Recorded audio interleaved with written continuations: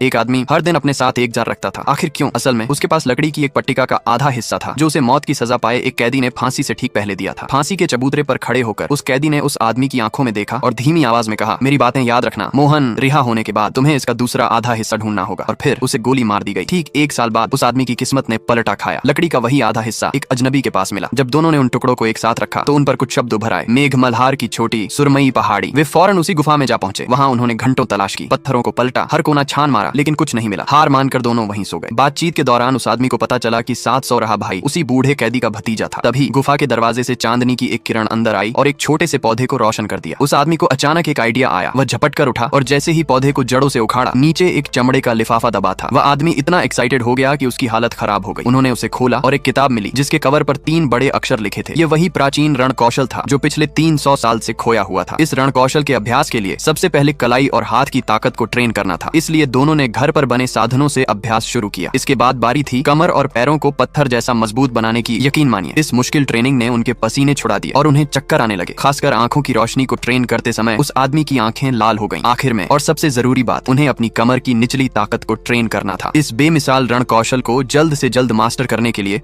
वह आदमी हर दिन अपने साथ एक जार रखता। उसकी एड़ियां बांस के सीखों से बंधी होती थीं। जरा सी गलती और सीधा चुभन और बहुत सारा खून। 3 साल की कड़ी तपस्या के बाद आखिरकार उस आदमी की कमर की निचली ताकत ने उस जार को तोड़ दिया। मगर इस रण कौशल के आखिरी अध्याय में दोनों भाई एक दूसरे से सहमत नहीं थे। एक जबरदस्ती का सपोर्ट कर रहा था तो दूसरा चालाकी और धोखे का। रास्ते अलग हो गए। एक दिन वह आदमी ताजी हवा के लिए पहाड़ से नीचे गया। अचानक उसके रण कौशल ने किसी का ध्यान खींचा। अरे तुम यहाँ क्या कर रहे हो? ये वही आदमी था जिसने उसके मालिक को फंसाकर जेल भेजा था। दुश्मनों का मिलना हमेशा खूनी होता है। जैसे ही वे एक भयंकर लड़ाई में उलझे, सीनियर भाई भी आ गया। दोनों ने मिलकर उस प्राचीन रण कौशल का पूरा इस्तेमाल किया, लेकिन सामने खड़ा दुश्मन हार मानने को तैयार नहीं था। उसकी ताकत के आगे सब फीका पड़ रहा था। उसे हराना नामुमकिन लग रहा था। 100 राउंड बीत गए। वे बार बार जानलेवा हमलों से बच रहे थे। तभी मौका देखकर वह आदमी उस विलेन के कंधे पर कूदा और अपनी कमर की निचली ताकत के उसी जोरदार झटके से वार किया। एक जार जमीन पर टूटने की आवाज आई और उसी एक वार ने विलेन का घमंड चकनाचूर कर दिया और वह जमीन पर ढेर हो गया। अंत में सिर्फ वही पन्ने बचे रहे जो हवा के साथ उड़कर